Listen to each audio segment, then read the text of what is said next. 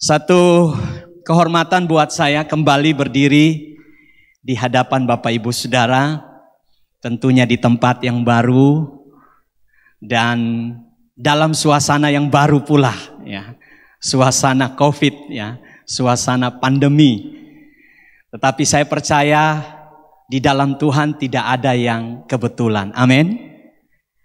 Kita sebagai anak Tuhan percaya bahwa tidak ada yang kebetulan. Sebab Tuhan bekerja dengan caranya, Tuhan bekerja dengan rencananya, dan kadang kita tidak mengerti apa yang Tuhan mau sebenarnya dalam hidup kita. Tapi hari ini kalau saya kembali ke tempat ini, saya tahu bahwa itu semua karena kebaikan, kemurahan, dan mujizat Tuhan. Dan saya berterima kasih kepada Pak Gembala, sama keluarga, badan pengurus jemaat, dan juga panitia KKR yang telah mengundang saya di tengah-tengah pandemi yang sedang mengepung hidup kita. Tetapi kalau saya juga ada di sini semua karena Tuhan. Saya akan melayani malam ini dan besok kami akan berangkat ke Mangkutana, ke tempat gereja pos dari gereja ini, dan juga saya akan melayani pada hari Minggu pagi dan Minggu malam. Untuk itu saya pastikan bagi Bapak Ibu Saudara untuk tetap hadir dalam beberapa sesi khotbah ini, karena saya tahu ada pesan Tuhan yang begitu kuat, yang luar biasa yang saya mau sampaikan kepada kita semua. Dan saya pastikan Bapak Ibu Saudara akan pulang membawa berkat-berkat Tuhan. Amin. Siapa yang mau diberkati oleh Tuhan? Puji Tuhan, saudara. Haleluya. Nah, mari kita buka Alkitab kita bersama-sama.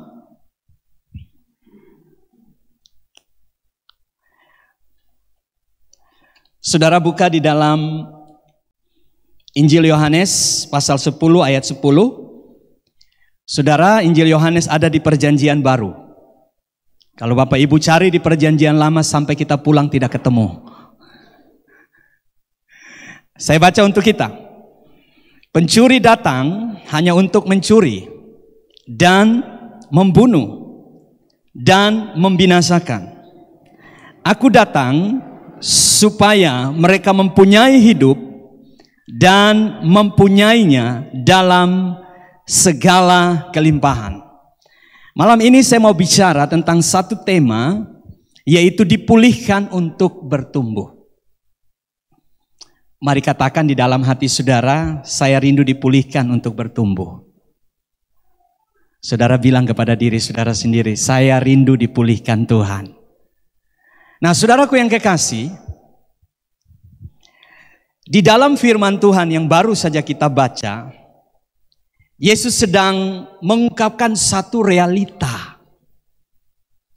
Satu kenyataan yang mungkin saja hari-hari ini kita sebagai orang percaya tidak menghiraukan itu. Kita melupakan seolah-olah tidak ada yang terjadi dalam hidup kita. Saudara, Yesus sedang berkata kepada kita seperti ini, pencuri datang hanya untuk mencuri, membunuh, dan membinasakan. Kita bertanya, siapakah itu pencuri, saudara?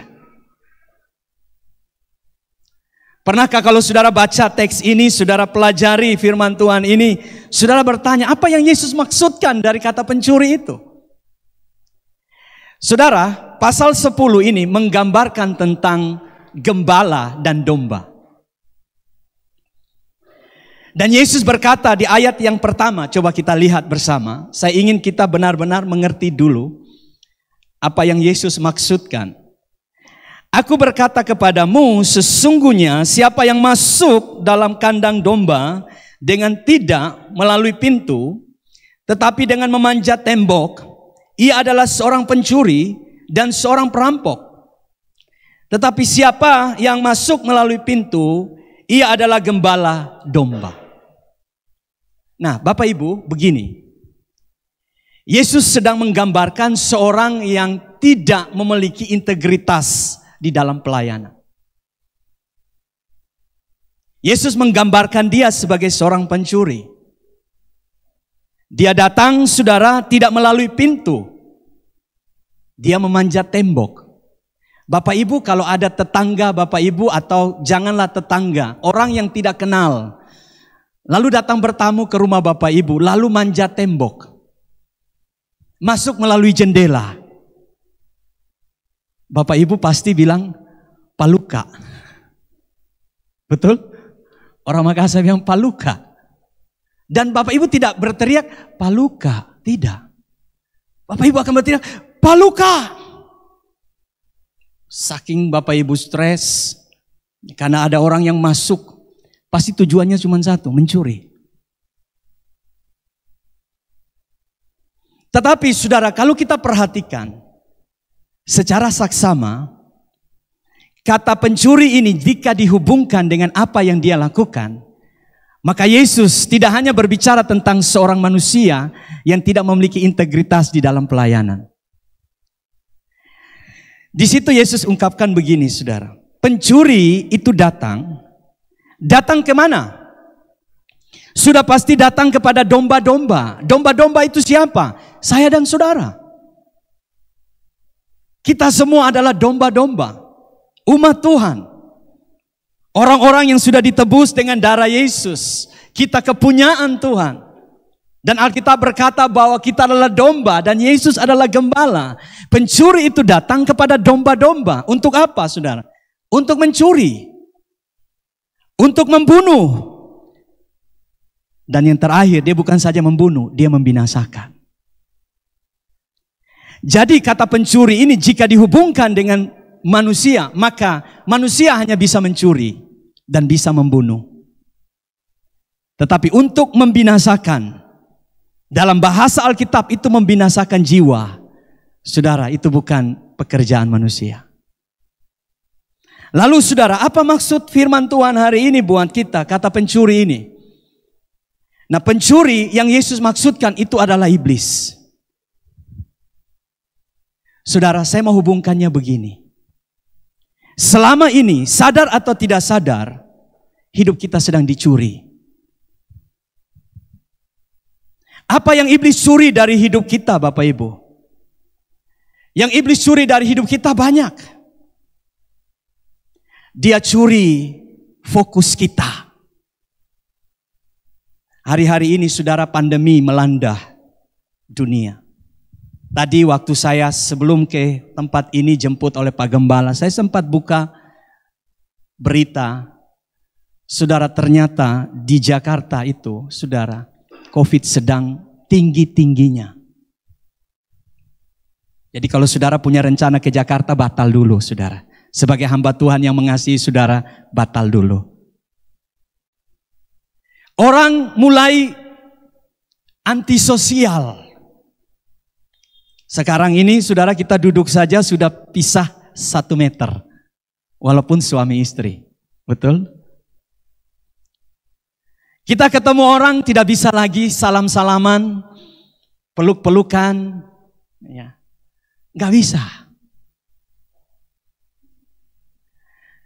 Hamba Tuhan mau berkunjung kepada jemaat perlu pemberitahuan terlebih dahulu. Saudara, saya seorang gembala. Sebelum masa pandemi, saya mau datang ke jemaat kapan saja saya mau datang, saya datang. Mengapa? Kalau saya beritahu dulu, Pak, saya mau datang, pasti sudah disiapin, saudara. Sudah ada ini, sudah ada itu. Wah, sebagai gembala saya nggak enak juga. Masalahnya bukan tidak menerima berkat dari jemaat, bukan. Tetapi saya akan melebar ke kiri dan ke kanan, saudara. Bapak Ibu sudah ngerti ya. Ini aja saudara sudah turun-turun, saudara. Ya. Saya mau ramping kayak Bapak Gembala ya. Saudara, malam ini kita santai saja, saudara. Jangan terlalu serius. Ya.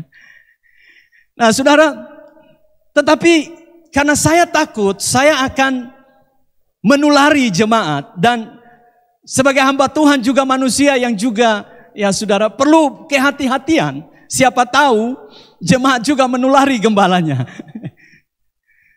Jadi pada akhirnya saudara, kita cuma perkunjungan lewat media online. Lewat WhatsApp.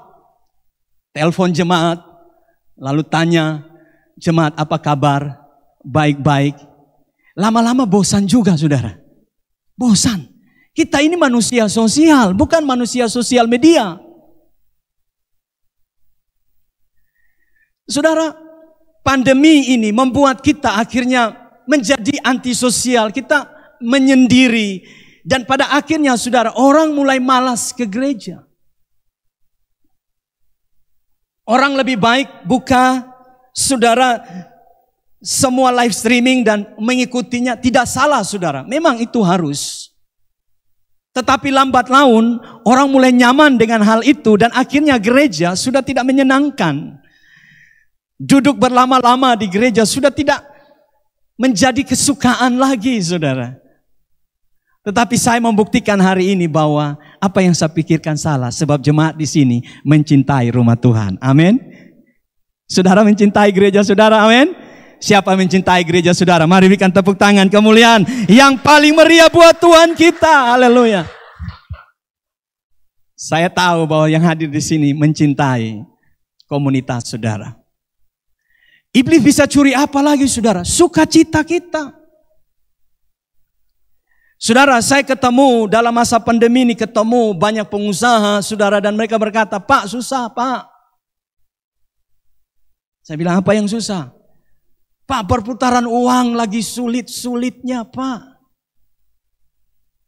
Apa yang kami dapat dulu, satu tahun terakhir ini, tidak seperti itu lagi.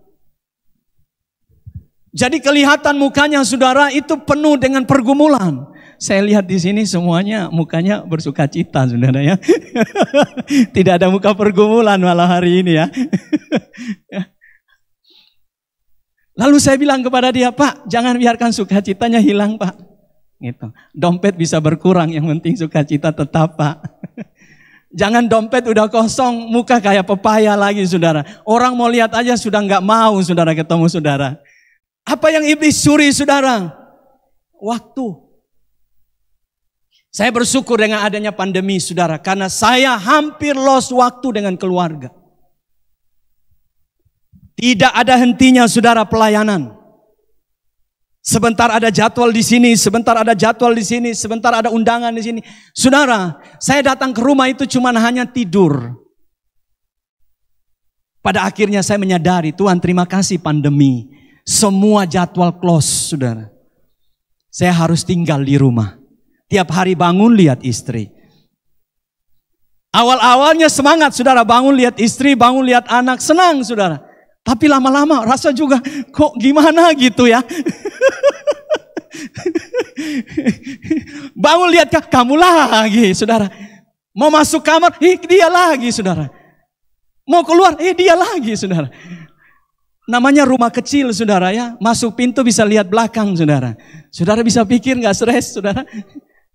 Apalagi kalau istrinya saudara ya, ngejar target bicaranya itu 18.000 kata saudara.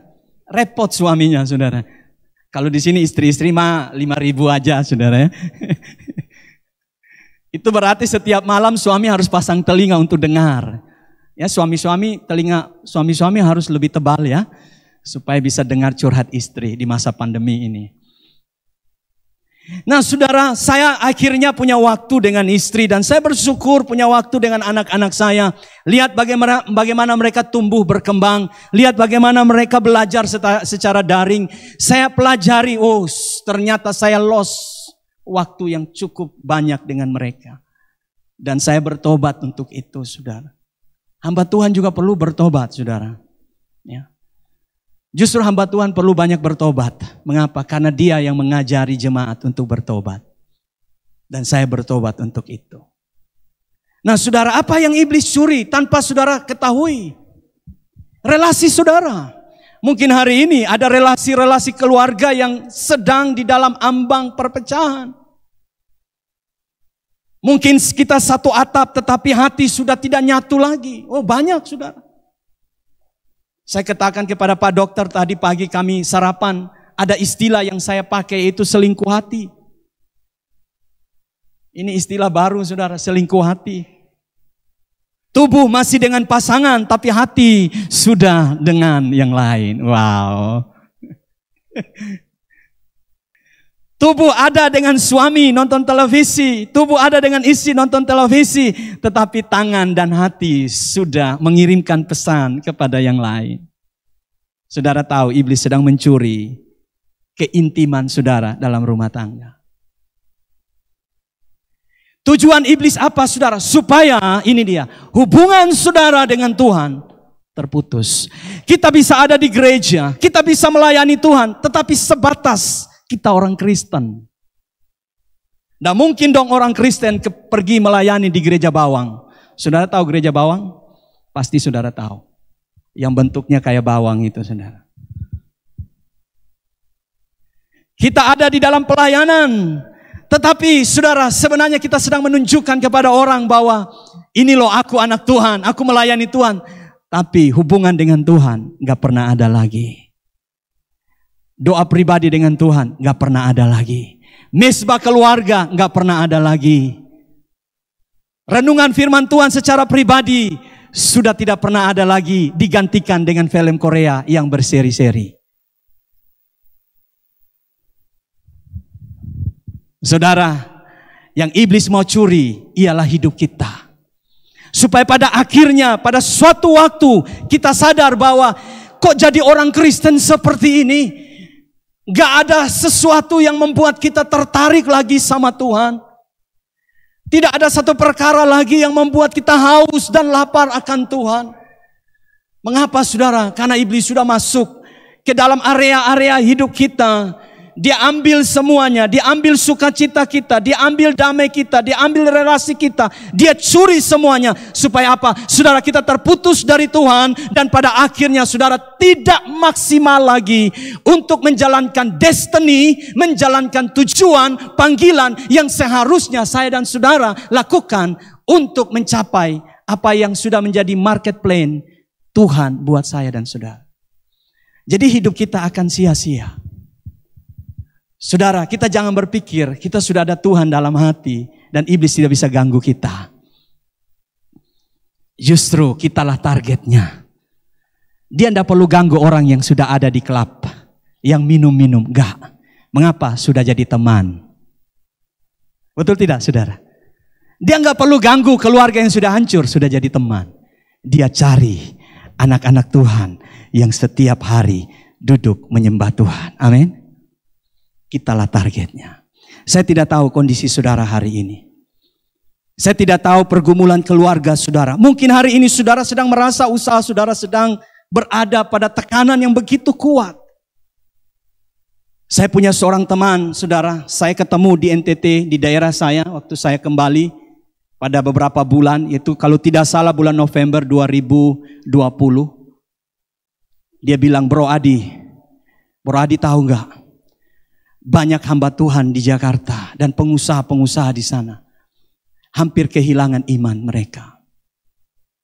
Terutama hamba Tuhan. Saya tanya kenapa? Bayangkan bro, mereka pelayanannya begitu luar biasa. Sebulan bisa pemasukan begitu banyak. Tapi tiba-tiba lockdown. Mereka harus bayar kredit rumah, bayar kredit mobil, bayar uang sekolah anak-anak. Bro, dari mana mereka dapat uang? Saudara, situasi begitu sulit. Tapi hari ini kita baca kalimat selanjutnya. Tidak titik sampai di situ. Saudara perhatikan ayat 10. Ini satu janji Tuhan buat kita. Saudara perhatikan. Aku datang. Saudara garis bawahi kalimat ini. Aku menunjukkan kepada Yesus. Aku datang supaya mereka. Siapa mereka? Saya dan saudara. Aku datang supaya saya dan saudara. Apa saudara? Kembali hidup kita. Apa yang dia sudah jadikan saudara. Apa yang dia sudah taruh di hidup saudara. Apa rencana Tuhan dalam hidup saudara. Dia kembalikan itu kepada saudara. Kita dapatkan kembali hidup kita.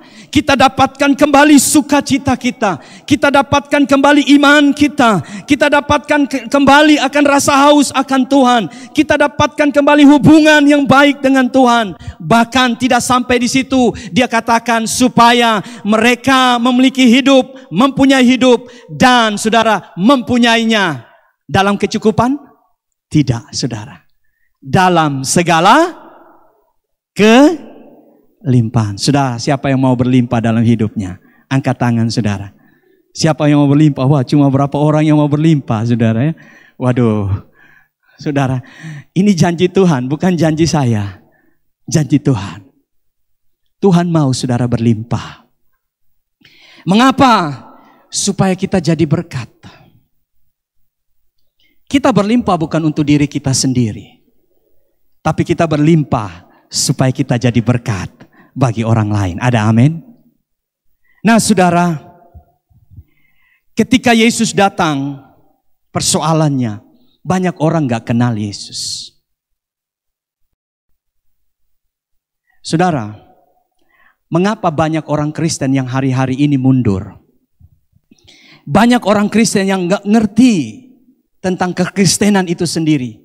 Banyak orang Kristen yang akhirnya buta secara rohani. Karena mereka tidak kenal siapa Yesus. Kalau saya bertanya kepada saudara malam ini, saudara kenal Yesus? Iya, saya kenal. Siapa dia?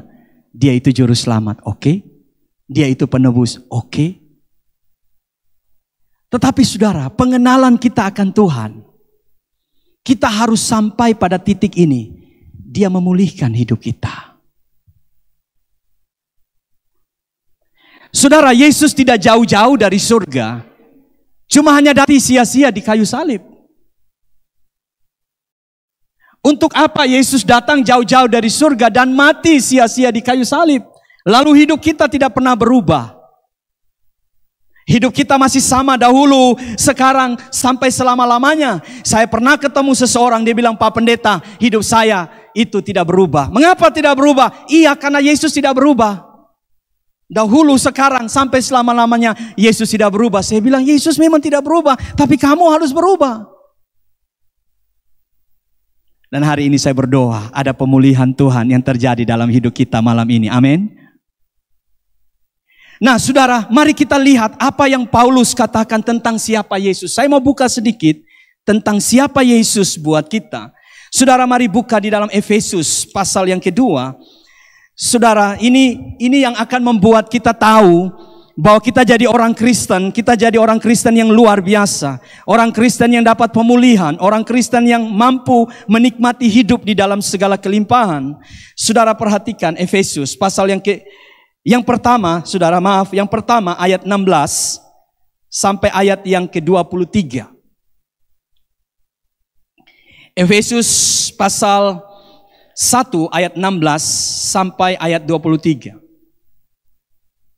Aku pun tidak berhenti mengucap syukur kepada kamu, dan aku selalu mengingat kamu dalam doaku, dan meminta kepada Allah Tuhan kita, Yesus Kristus, yaitu Bapa yang mulia itu, supaya Ia memberikan kepadamu roh hikmat dan wahyu untuk apa saudara? Mengenal Dia dengan benar.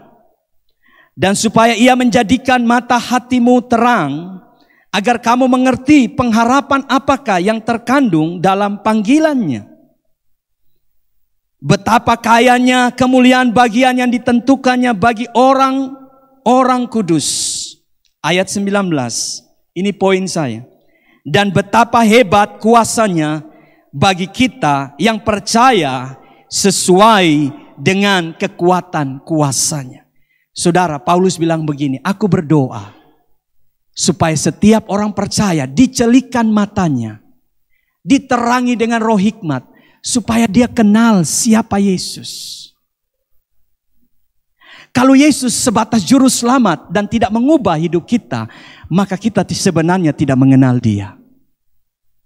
Kalau Yesus juru selamat, tetapi mulut kita tetap sama, tidak memberkati orang, hidup kita tidak berubah, maka saya percaya, saudara, Yesus tidak menjadikan kita berubah. Kita tidak mengenal Dia. Paulus katakan, aku berdoa supaya kamu dipenuhi roh hikmat untuk kenal siapa Tuhan. Saudara, saya butuh waktu lama untuk kenal istri saya. Pernikahan kami, saya katakan tadi, saya sharing dengan Pak Gembala, dengan Pak Dokter, saya katakan, pernikahan saya 5 tahun, itu bagaikan perang Romawi, saudara. Saudara tahu perang Romawi? Kalau mau berperang, saudara, mereka harus, saudara, pukul perisai mereka, bum, bum, bum, bum. Saudara, itu perang yang sudah menjatuhkan kekuatan lawan atau psikologi lawan sebelum mereka berperang. Mereka sudah berteriak, mereka sudah saudara, memukul-mukul perisai mereka. Saudara, saya merasa 5 tahun pernikahan saya itu waktu yang paling terburuk dalam hidup saya. Tetapi sejak kami kenal Yesus, saudara, jangan berpikir teologi bisa mengubah hidup seseorang. Sebab banyak anak-anak Tuhan, banyak hamba Tuhan yang belajar teologi supaya masuk pikirannya saja, tapi hatinya tidak dirubah. Itu sebabnya banyak hal yang dilakukan jauh dari apa yang Tuhan mau. Nah, hari ini saudara lihat siapa Yesus kita. Yesus memiliki kuasa yang hebat. Kalau kita katakan Yesus hebat, maka Dia bisa ubah hidup kita. Siapa yang percaya itu? Amin.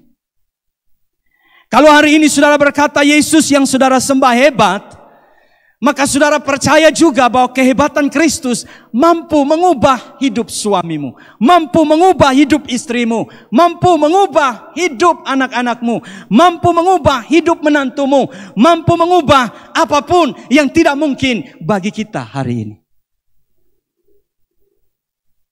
Hari ini saya mau bilang kuasa Yesus hebat, saudara. Hebat. Dia ubah hidup saya, Dia ubah istri saya. Dan hari ini kami sebagai keluarga, saya mau katakan surga. Kami nikmati surga. Saya begitu menikmati keluarga saya. Yang 5 tahun itu bagaikan neraka, saudara. Tetapi ketika kita kenal Yesus, Dia ubah hidup saya. Dia ubah istri saya. Kami dua-dua berlutut di hadapan Tuhan dan berkata, Tuhan, ubah kami. Saya tidak bisa ubah istri saya. Istri saya tidak bisa ubah diri saya. Yang bisa ubah cuma Tuhan. Dan saudara, kami berlari kepada Tuhan. Dan Tuhan yang ubah kami berdua. Kalau Tuhan ubah kami, saudara, akhirnya kami gandengan tangan. Bahwa Tuhan, kami sama-sama salah. Seringkali saya persalahkan dia, dia persalahkan saya. Tapi waktu kami ketemu Tuhan, kami ketemu kuasanya yang tidak jas kita. Tuhan tidak hakimi kami. Tuhan mengasihi kami. Dan hari ini juga Dia mengasihi saudara. Amin. Dia punya kuasa. Saudara, mari lihat lagi pada ayat berikutnya. Di situ dikatakan begini. Yang dikerjakannya ayat 20. Di dalam Kristus yang membangkitkan Dia dari antara orang mati dan mendudukkan Dia di sebelah kanan surga. Saudara perhatikan, Yesus kita bangkit. Hari ini apa yang mati dalam hidup saudara, Dia mampu bangkitkan. Amin. Hari ini apa yang hilang dari hidup saudara akan Tuhan gantikan. Apapun yang saat ini dicuri oleh iblis, Dia mampu gantikan itu kembali dalam hidup saudara. Mengapa? Karena Dia Tuhan yang bangkit. Kita tidak percaya Tuhan yang tidak bangkit, saudara. Kalau Tuhan agama lain, mereka masih mendoakannya. Mereka percaya kepada Tuhan yang tidak mereka kenal. Tapi kita percaya kepada Tuhan yang kita kenal, yaitu Yesus. Yang bukan saja mati, tapi Dia bangkit bagi hidup kita. Amin. Dan kemudian saudara lihat ayat yang berikut. Jauh lebih tinggi dari segala pemerintah dan penguasa. Dan kekuasaan dan kerajaan dan tiap-tiap nama yang dapat disebut. Saudara mau sebut nama siapa yang paling hebat di Indonesia ini? Nama siapa yang paling hebat di dunia ini?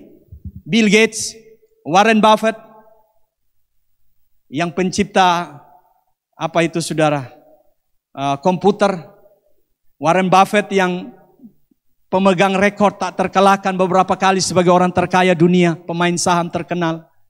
Saudara mau sebut siapa? Firman Tuhan katakan begini. Saudara perhatikan, nama yang dapat sebut bukan hanya di dunia ini saja, melainkan juga di dunia yang akan datang. Begini saudara, nama Yesus adalah nama di atas segala nama. Nama yang ada di dunia dan nama yang ada di dalam kekekalan. Yang terhebat, yang termulia, itulah Yesus kita. Amin. Saudara bisa beri tepuk tangan buat Yesus kita yang luar biasa. Dan yang terakhir saudara perhatikan. Dan segala sesuatu telah diletakkannya di bawah kaki Kristus. Dan dia telah diberikannya kepada jemaat sebagai kepala dari segala yang ada. Saudara perhatikan, segala sesuatu telah ditaklukkan di bawah kaki Yesus. Jadi hari ini saya mau bilang, jika Yesus ada di dalam diri saudara, semua kuasa baik di bumi, baik yang ada di bawah bumi, baik yang ada di atas bumi, itu sudah ditaklukkan di bawah kaki Yesus. Dan siapa yang ada Yesus pasti jadi pemenang. Amin. Kita punya Yesus seperti ini. Dan malam ini dia berjanji, dia datang untuk mengubah hidup kita. Saudara, kita sebagai anak Tuhan tidak hanya hidup seperti biasa. Tapi Yesus mau ketika kita diubah oleh Tuhan. Tuhan mau kita juga menjadi berkat buat orang lain. Itu tujuan Tuhan dalam hidup kita. Satu waktu saudara, ini satu kesaksian. Saya konseling dengan satu keluarga. Mereka hilang semuanya. Saya kenal keluarga ini, keluarga yang cinta Tuhan sekali. Setiap pelayanan mereka ada. Setiap acara gereja mereka ada. Setiap ada kebutuhan gereja, mereka orang pertama yang membawa sumbangannya untuk gereja. Terlalu cinta sama Tuhan. Tapi satu waktu Tuhan izinkan proses. Pekerjaan dari bapak ini adalah ekspor coklat, saudara. Dan pada waktu itu harga coklat jatuh. Lalu apa yang terjadi? Dia mengalami kerugian yang begitu luar biasa. Sampai semua asetnya terjual. Dan dia harus pindah dari kota. Saya tidak perlu sebut kota itu. Dia harus pindah ke kota yang lain dan memulai bisnis yang lain. Ketika dia hadapi seperti ini, dia bertanya, "Where are you, God? Di manakah engkau, Tuhan? Bukankah saya setia dengan engkau? Bukankah untuk pekerjaanmu, aku orang pertama yang hadir?" Saudara, bapak ini tidak pernah ngomong yang macam-macam, saudara. Dia seorang yang kalau beri tangan kanan, tangan kiri nggak perlu tahu. Dia sudah beri, ya udah. Pengurus hamba Tuhan silakan atur. Dan saudara, dia beri tidak sedikit. Dan di dalam titik terendah di dalam hidupnya, saya diizinkan ketemu dia. Saya bilang begini, "Pak, saya mau tanya Bapak, apakah Bapak sudah mengenal Yesus dengan benar?" Dia bilang, "Pak, saya kenal Yesus." "Apakah Bapak sudah hidup bersama dengan dia?" "Iya." Dia ngomong, saudara, itu bukan seolah-olah ngomong orang yang tidak yakin. Tapi saya lihat matanya, saya tatap matanya. Dan dia jawab dengan penuh, dan saya tahu dia cinta Tuhan. Lalu saya bilang kepada dia, "Kalau memang Pak cinta Tuhan, Bapak percaya Tuhan sanggup ubah hidup Bapak?" Dia bilang, "Pak, sudah tidak mungkin." Saudara, dia hidup di satu perumahan yang rumahnya begitu besar. Mobil yang pertama di kota itu, yang mobil terbaik, yang harganya mahal, itu dia yang punya pertama, saudara, di kota itu. Tapi apa yang terjadi? Hilang, saudara. Tetapi istrinya, anaknya, mereka tetap bersatu. Dan saya bilang kepada dia begini, Pak, Yesus sanggup untuk pulihkan hidup Bapak. Lalu saya baca ayat ini. Dia datang untuk beri hidup kepada Bapak. Bukan sekedar hidup untuk survive, tapi hidup dalam kelimpahan supaya Bapak kembali menjadi terang bagi orang lain. Saudara, dia nangis. Dia bilang, saya mau itu, Pak. Dan saudara, kami berdoa. Dan saudara tahu proses itu tidak mudah. Tidak 1-2 hari Tuhan ubah dia, tidak. Tapi hari ini, saya mau saksikan di tempat ini, Tuhan gantikan lebih daripada apa yang telah hilang dari hidupnya. Ada amin, saudara.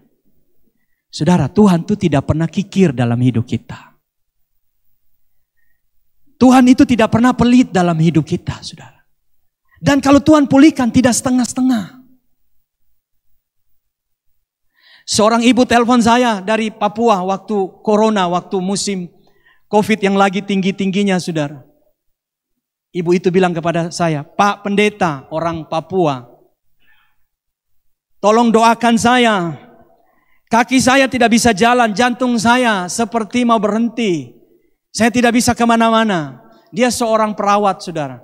Kerja di rumah sakit, seorang kepala di salah satu bidang di rumah sakit. Tapi sakit. Dokter bisa sakit, saudara. Saya bilang, Bu, saya ada di Makassar, ibu di Papua. Saya bilang, ibu percaya Yesus? Dia penyembuh. Ibu percaya? Dia bilang, aku percaya, Pak, aku yakin. Oke, saya berdoa. Saudara, berdoanya cuma sederhana. Tuhan Yesus, Engkau sanggup pulihkan ibu ini. Saya berdoa walaupun jarak memisahkan, tetapi kuasa-Mu tetap sama. Engkau ada di sana. Jamah dia, sembuhkan dia. Tuhan kuatkan kakinya. Buat dia berjalan, jantung yang berdebar-debar ini berhenti dalam nama Yesus. Bukan berhenti alias mati, saudara. Kalau saya doa orang mati, ya bahaya nih. Ini hamba Tuhan bahaya, pencabut nyawa, saudara. Saudara, besoknya dia telepon. Pak Pendeta, saya sudah bisa ke gereja. Mari berikan tepuk tangan kemuliaan buat Tuhan kita. Iblis mau hambat dia dengan sakit penyakit. Tetapi kita punya Tuhan yang janjinya tidak main-main dalam hidup saudara. Lalu dia bilang kepada saya, Pak Pendeta, boleh minta nomor rekeningnya? Oh, kalau yang itu ditanya, Bu, cepat Bu, saya kirim sekarang. Dan saudara, saya kaget waktu dia transfer, saudara. Itu berapa kali saya khotbah baru dapat jumlah itu. Di masa yang sulit. Saya bilang, Tuhan, pertolongan Tuhan tidak pernah terlambat. Tuhan jamah dia, saya diberkati. Tapi motivasi saya bukan karena itu, saudara. Tapi saya tahu ketika saya layani orang, saya doakan orang, saya punya Tuhan yang berkuasa. Amin. Malam hari ini, Tuhan sanggup ubahkan hidup saudara. Yesus datang untuk membuat pencuri itu berhenti dalam hidup saudara. Saudara mulai sadar, apa yang hilang dari hidup saya hari ini? Apakah sukacita saya hilang? Apakah damai saya hilang? Apakah keintiman saya dengan Tuhan mulai berkurang? Jika itu engkau sedang hilang, ingat Tuhan mau berkata berhenti.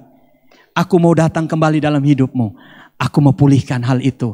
Aku mau berikan kembali apa yang hilang dalam hidupmu. Supaya apa? Supaya hari ini saudara bertumbuh. Dan saudara menjadi berkat buat orang lain. Amin. Berapa banyak saudara yang berkata, aku siap dipulihkan oleh Tuhan. Boleh angkat tangan saudara. Puji Tuhan. Mari berikan tepuk tangan buat Tuhan kita. Saja kita berdiri bersama-sama saudara.